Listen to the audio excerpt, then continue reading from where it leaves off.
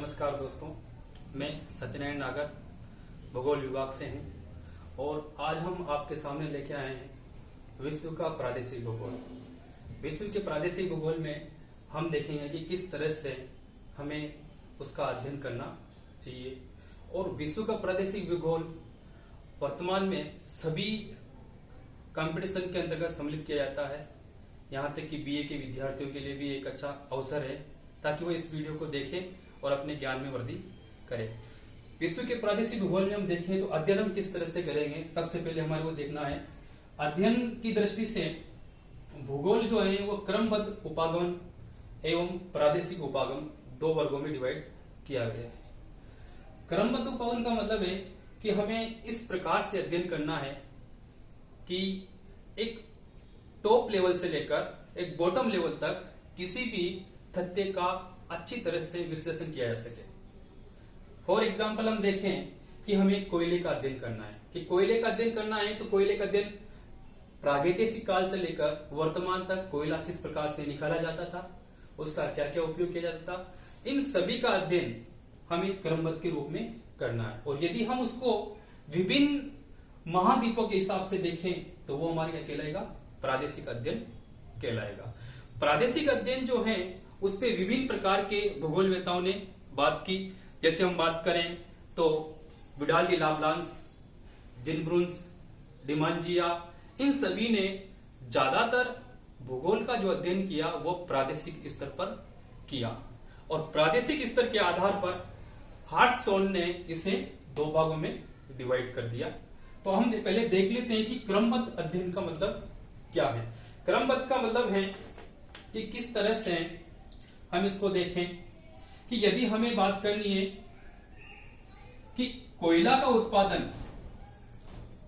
के बारे में हम बात करें कि कोयला किस तरह से, तो हम देखें कि कोयला का जो अध्ययन किया जाएगा कि वो एशिया में, यूरोप, अफ्रीका, उत्तरी अमेरिका, दक्षिण अमेरिका, ऑस्ट्रेलिया, तो इन सभी में कोयले के बारे में अध्ययन किया जाएगा तो वो हमारा कहलाएगा प्रादेशिक अध्ययन। और यदि कोयले का हम ऐतिहासिक संदर्भ की बात करें, समय के संदर्भ में बात करें तो वो कहलाएगा हमारा क्रमबद्ध अध्ययन। इसको हम दूसरे रूप में देखें कि हम देखते हैं कि हमें भारत का अध्ययन करना है।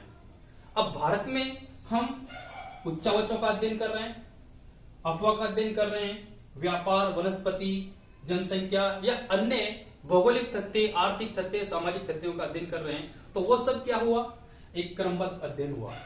इसमें हमने किसका किया, एक क्रमबद्ध रूप से एक भूगोल को यानी एक विषय को चुन लिया, यानी कि भारत को हमने चुन लिया और भारत में इन सभी बिंदुओं का क्रमबद्ध अध्ययन किया। यदि हम दूसरी तरफ से देखें प्रादेशिक, तो हम क्या करेंगे, भारत को अलग अलग प्रदेश में बांट देंगे। हम उसको लघु प्रदेश में बांट देंगे, मध्य आकार के प्रदेश में बांट देंगे या वृहद प्रदेशों में उसको बांट देंगे।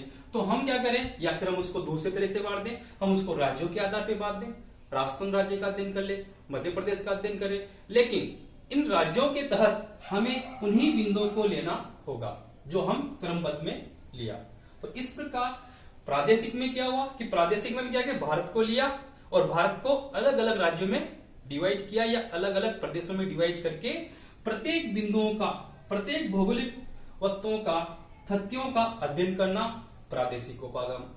लेकिन हम केवल इंडिया को ले रहे हैं, उसको अन्य राज्यों में डिवाइड नहीं कर रहे हैं, केवल हम उस इंडिया के तहत उच्चावच, अफवाह, इन सभी तथ्यों का अध्ययन कर रहे हैं, तो वो हमारे लिए क्या कहलाएगा, क्रमबद्ध अध्ययन का।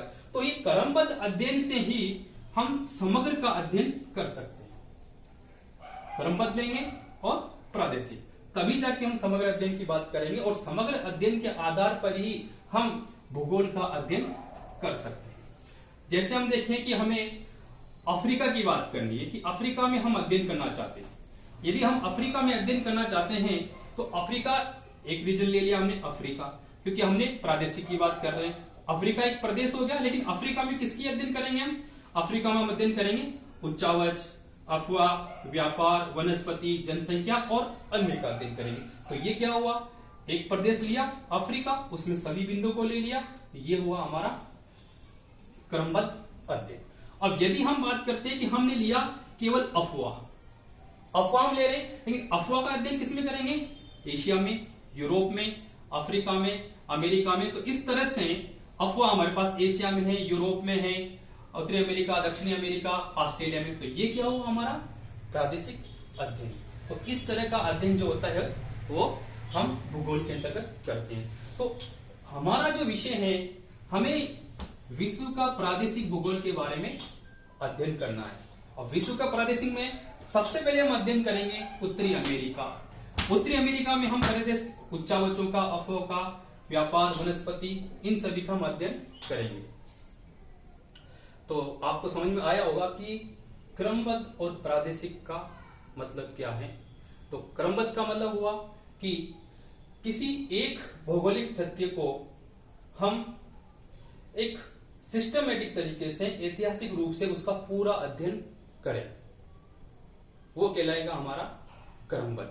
प्रादेशिक में कि हम किसी एक प्रदेश को अलग अलग प्रदेशों में डिवाइड कर दें और उसमें सभी का अध्ययन करें, वो हमारा कहलाता है प्रादेशिक।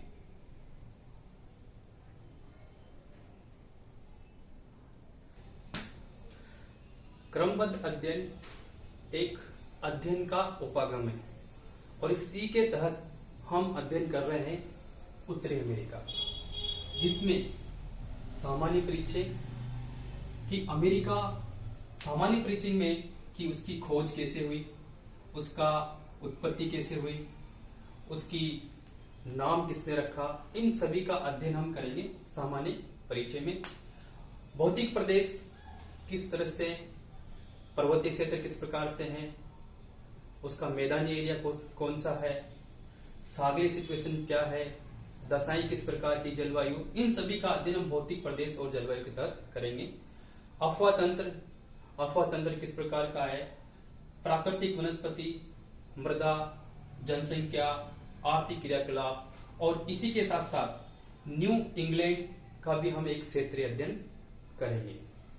तो ये जो हमारा पूरा जो सिलेबस है, ये आरएस, बीए और नेट के एग्जाम में विशेष रूप से पूछा जाता है। इसीलिए हमारा जो इस अध्ययन का उद्देश्य है कि हमें उत्तरी अमेरिका के बारे में सभी सब्जेक्टिव जानकारी प्राप्त हो, ताकि हम उसे एकेडमिक लेवल तक तो लेके ही जाएं, लेकिन उसके साथ साथ हमारे डेवलपमेंट में भी हम इसका उपयोग करें। सामान्य परिचय, भौतिक प्रदेश और जलवायु। तो हम देखें कि हमें भौतिक प्रदेश और जलवायु को, अफवाह, वनस्पति, इन सभी को एक दूसरे से जोड़ते हुए भी पढ़ना होगा, ताकि हम एक निष्कर्ष पे प्राप्त कर सके। सामान्य परिचय के अंतर्गत हम उसकी उत्पत्ति, उसकी खोज, अवस्थिति एवं देश एवं सीमाओं को देखेंगे। अमेरिका की उत्पत्ति के संदर्भ में हम 3 रूपों से देखेंगे। चतुष्फलक परिकल्पना के आधार पर, महाद्वीपीय प्रवाह सिद्धांत के आधार पर एवं प्लेट विवर्तनिकी के आधार पर। सबसे पहले हम देखते हैं कि चतुष्फलक परिकल्पना के आधार पर क्या है। तो चतुष्फलक परिकल्पना जो सन 1875 में लोथियन ग्रीन्स नामक विद्वान द्वारा दी गई। इसके द्वारा लोथियन ग्रीन विद्वान द्वारा दी गई। इस परिकल्पना के आधार पर यह बताया गया है कि किस तरह से उत्तरी अमेरिका एवं संपूर्ण महाद्वीप एवं महासागरों की उत्पत्ति हुई है। इसको समझने के लिए हमें चतुष्फलक का प्रयोग करना पड़ेगा कि चतुष्फलक किस प्रकार से होता है। यदि हम देखें कि इसके 4 फलक होते हैं। बॉक्स का हम देखें तो इसके ऊपर वाला जो फलक है, तो सबसे ऊपर होता है एक फलक ये होगा, एक फलक सामने का होगा, एक फलक इस तरफ का होगा, तीसरा, और एक फलक इसके पीछे। 4 फलक होंगे। इस 4 फलक को समझने के लिए हम देखें तो इसको थोड़ा सा दूसरा रूप में देता हूं आपको और ज्यादा स्पष्ट समझने के लिए कि 4 फलक होते हैं। इसमें हम देखें सिंपल समझने के लिए तो ये एक तरह से चतुष्फलक जो है वो इस तरह से आपको समझ में आ जाएगा। ये है, इसमें ये है फर्स्ट और ये सेकंड और ये थर्ड। अब नेक्स्ट जो है वो इसके नीचे वाला आधार वाला फलक होगा, ये इसके ऊपर खड़ा है। इसको समझने के लिए हम इसको देख सकते हैं। इसमें 3 फलक, फर्स्ट फलक, सेकंड फलक, थर्ड फलक और फोर्थ फलक। तो ये 4 फलक के आधार पर लोथियंस ग्रीन ने अपना महाद्वीपों से संबंधित, महासागरों से संबंधित उत्पत्ति को स्पष्ट किया। तो इसको हम समझे वो ज्यादा स्पष्ट है। इसमें हम देखें तो चतुष्फलक में होता क्या है कि धीरे धीरे जैसे पृथ्वी ठंडी होती जाती है तो वो सिकुड़ना प्रारंभ करती है, और सिकुड़ने के फलस्वरूप यानी पृथ्वी का जो स्वरूप था वो क्या माना, लोथियन ग्रीस ने चतुष्फलक माना। और चतुष्फलक में सिकुड़ने से धीरे धीरे इसके जो फलक हैं वो नीचे वाली जो पट्टी है, नीचे वाली पट्टी के ऊपर फिट करना शुरू हो जाती है, उसके अंदर बैठना शुरू कर देती है। जिससे होता क्या है, इससे ये वाले जो फलक हैं ये अंदर की तरफ प्रवेश करते हैं, दबना शुरू कर देते हैं, और ये दबने के बाद आपके बन जाते हैं महासागर। और इनसे ऊपर वाला जो एरिया होता है वो ऊपर वाला एरिया क्या कहलाता है, वो कहलाते हैं इसके ऊपर जो पानी में नहीं डूबा रहता और पानी से ऊपर निकला हुआ होता है, वो बन जाते हैं महाद्वीप। तो इसी के संदर्भ में हम बात करें तो हम इसमें देखें, इस डायग्राम में हम देखें तो ये चतुष्फलक का एक मॉडल है। इसमें हम देख सकते हैं कि सबसे सामने वाला जो है वो प्रशांत महासागर है। अब प्रशांत महासागर, हिंद महासागर और अटलांटिक महासागर, और इसके ऊपर आर्कटिक महासागर। अब इसमें हम देखें कि कौन सा महाद्वीप कहां आएगा। तो यदि हम देखें हिंद महासागर और इधर है अटलांटिक महासागर, तो हिंद महासागर, अटलांटिक महासागर, तो हिंद महासागर और अटलांटिक महासागर में हम देखें तो ऊपर वाला जो है वो है यूरोप, और नीचे वाला भाग बनेगा वो बनेगा अफ्रीका। इसी तरह से हम हिंद महासागर और प्रशांत महासागर में देखें तो इसमें हम देखें तो उसमें ऊपर वाला पोर्शन बनेगा एशिया और नीचे वाला पोर्शन बनेगा ऑस्ट्रेलिया। इसी प्रकार से हम प्रशांत महासागर और अटलांटिक महासागर देखें तो ऊपर वाला पोर्शन बनेगा उत्तरी अमेरिका और नीचे वाला पोर्शन बनेगा दक्षिणी अफ्रीका। तो इस प्रकार हमारे कितने 6 महाद्वीप कंप्लीट हो गए। और लेकिन अभी आपके दिमाग में चल रहा होगा कि सर अंटार्कटिका महाद्वीप कैसे बनेगा। तो दोस्तों ये वाला जो पोर्शन है ये भी पानी में डूबा नहीं रहता, तो ये जो बन जाएगा ये बन जाएगा अंटार्कटिका महाद्वीप, और इससे ऊपर जो है वो बनेगा आर्कटिक महासागर। तो इस चतुष्फलक परिकल्पना से हम ये सिद्ध कर सकते हैं कि उत्तरी अमेरिका की उत्पत्ति किस प्रकार हुई। तो चतुष्फलक सिद्धांत के बाद आता है महाद्वीपीय प्रवाह सिद्धांत। ये सिद्धांत अल्फ्रेड वेगनर के द्वारा दिया गया। किसके द्वारा? अल्फ्रेड वेगनर के द्वारा दिया गया। अल्फ्रेड वेगनर के द्वारा इसे दिया गया सन 1912 में।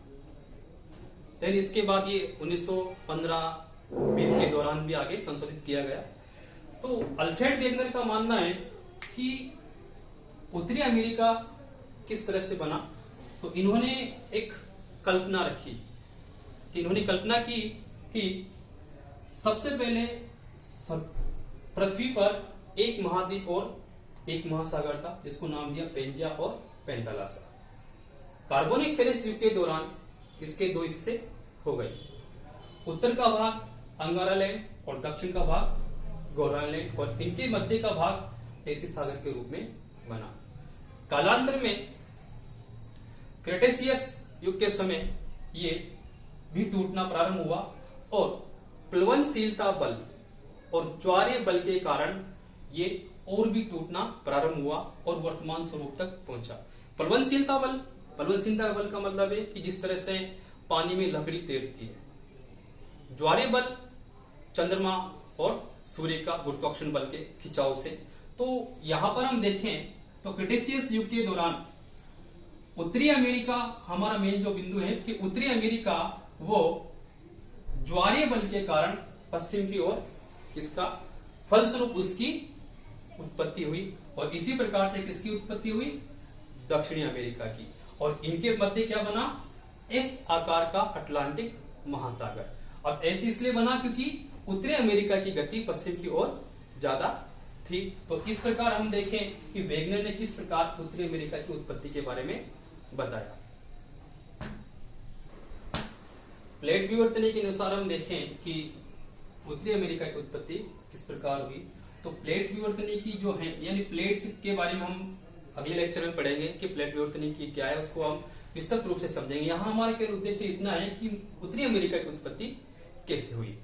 हालांकि प्लेट विवर्तनी सिद्धांत जो है वह 1960 के दशक का सिद्धांत है। इसमें Tuzo Wilson, Morgan, Harry Hess, इन सभी का योगदान है। तो यहां हम देखें कि उत्तरी अमेरिका कैसे बना, तो हम देख सकते हैं कि प्लेट जो होती है उस प्लेट में पूरा एक दृढ़ भूखंड है जिसकी अप्रोक्स स्थल मंडल की जो मोटाई है वो 100 किलोमीटर के लगभग बनी होती है। तो नीचे जो एस्थेनोस्फीयर होता है, एस्थेनोस्फीयर से निकलने वाला रेडियो एक्टिव पदार्थ विखंडन से संवहन तरंग उत्पन्न होती है, और संवहन तरंग जो है वह महासागरों पर, जैसे मध्य अटलांटिक कटक, तो मध्य अटलांटिक कटक जो है वहां पर उत्पन्न होती है, और उसके राइट वाले भाग और लेफ्ट वाले भाग को दोनों को एक दूसरे से अपसरित करती है, अलग करती है। फलस्वरूप यहां पर यूरोप और इधर अमेरिका दोनों ही एक दूसरे से अलग होते हैं। तो इसी कॉन्सेप्ट के आधार पर हम ये कह सकते हैं कि प्लेट विवर्तनी की जो है वो कहते हैं कि महासागरों के आंतरिक भागों से लावा के निकलने से महासागर का विस्तार होता जा रहा है और अमेरिका यूरोप से अलग होता जा रहा है। तो इस प्रकार उत्तरी अमेरिका की से उत्पत्ति होती है। उत्तरी अमेरिका की खोज में हम देखें तो उत्तरी अमेरिका का खोज के उस समय को हमने 3 कालों में बांट लिया। 1400 से 1600 ईस्वी का काल, 1600 से 1800 ईस्वी का काल एवं 1800 से बाद का काल। लेकिन इन तीनों कालों में मुख्य काल जो है वो 1400 से 1600 ईस्वी का है, क्योंकि एक बार खोज होने के बाद अनेक वैज्ञानिक इसमें आते हैं और अध्ययन करते हैं। तो 1400 से 1600 ईस्वी के काल में जो मुख्य योगदान जिन वैज्ञानिकों को रहा, जिन खोजी यात्रियों का रहा, उनमें है Christopher Columbus, John Cabot, Amerigo Vespucci एवं Jacques Cartier. Christopher Columbus America पहुंचने में उसका जो योगदान है वह सराहनीय है। क्रिस्टोफर कोलंबस इटली के जिनोवा शहर के रहने वाले थे। इन्होंने 1492 में स्पेन की महारानी इजाबेला के संरक्षण में भारत की खोज के लिए रवाना हुआ। तो इन्होंने जो रवानगी जो की, इन्होंने सारा जो अध्ययन है वो टोलमी के ज्ञान के आधार पर प्रारंभ किया, और टोलमी के ज्ञान के आधार पर इन्होंने विचार रखा कि हम पश्चिम के रास्ते के माध्यम से भारत पहुंच सकेंगे। तो ये पश्चिम की ओर रवाना हुई। तो इन्होंने केडिज की खाड़ी पर पालोस नामक स्थान से रवानगी की, और यहां से ये मेडिरा से अफ्रीका के पश्चिम में स्थित कनारी द्वीप, और कनारी द्वीप से होते हुए ये साल्वाडोर पहुंचे। ये साल्वाडोर बहामा द्वीप का एक टापू है। यहां पर इन्होंने 12 अक्टूबर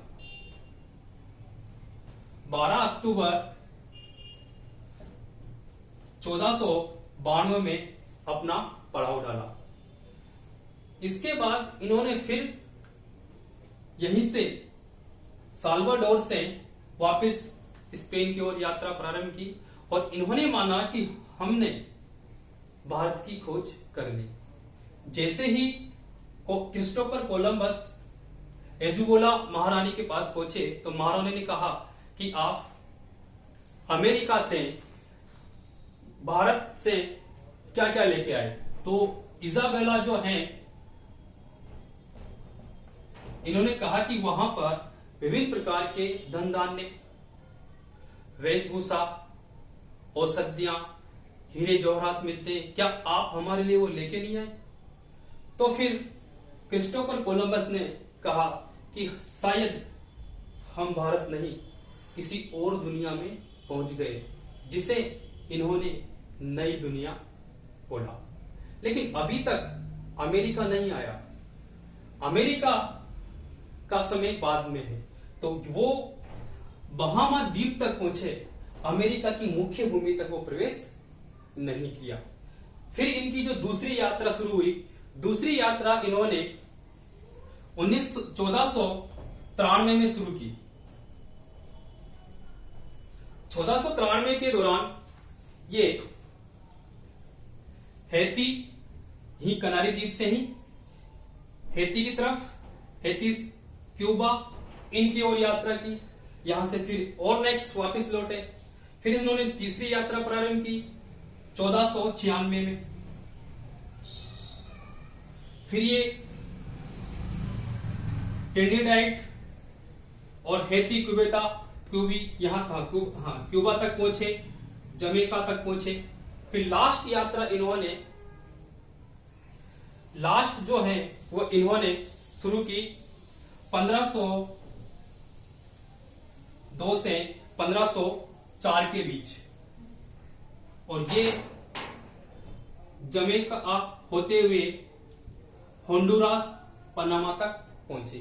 तो दोस्तों आपको ये ध्यान रखना है कि उत्तरी अमेरिका की मुख्य भूमि पे इन्होंने जो अपना कदम रखा था वो 1502 में रखा था। जबकि हम बात करें कि ओवरऑल अमेरिका की बात करें तो इन्होंने वो रखा था 1492 में। तो जॉन कैबोट के हम बारे में बात करते हैं कि जॉन कैबोट क्या है। कि जॉन कैबोट जो है वो 5 मई 1497 को इंग्लैंड के ब्रिस्टल क्षेत्र से, शहर से यहां से निकले। दोस्तों यहां ध्यान रखना है कि आपको ब्रिस्टल का चैनल भी यहां पर स्थित है। तो यहां से इन्होंने रवाना किया और ये 24 जून 1497 को कनाडा के नवा स्कोशिया क्षेत्र पर जाके पहुंचे। तो इस प्रकार जॉन कैबोट को कनाडा की खोज का श्रेय दिया जाता है। इसी तरह से हम बात करें जैक्स कार्टियर सेंट लॉरेंस नदी की खोज का श्रेय प्राप्त करते हैं। तो इस तरह से हमने जब देखा कि अमेरिका की खोज का श्रेय केवल क्रिस्टोफर कोलंबस को ही नहीं दिया जाता, बाकी जॉन कैबोट, जैक्स कार्टियर और इसी के साथ साथ अमेरिगो वेस्पुची जो मुख्य रूप से तो उत्तरी अमेरिका के खोजकर्ता नहीं है, लेकिन ये ब्राजील के क्षेत्र में पहुंचे और इन्हीं के नाम के आधार पर इस नई दुनिया को क्रिस्टोफर कोलंबस ने कहा था, उसका नाम अमेरिका रखा गया। इसी तरह से हम देखें तो हमने इस लेक्चर में आपके लिए लाए हैं कि उत्तरी अमेरिका की उत्पत्ति कैसे हुई, उसकी खोज के पीछे कौन कौन विद्वानों का योगदान रहा। तो दोस्तों आप इस लेक्चर को शेयर कीजिए, इस पे कमेंट डालिए और इसको सब्सक्राइब कीजिए। जय हिंद, जय भारत।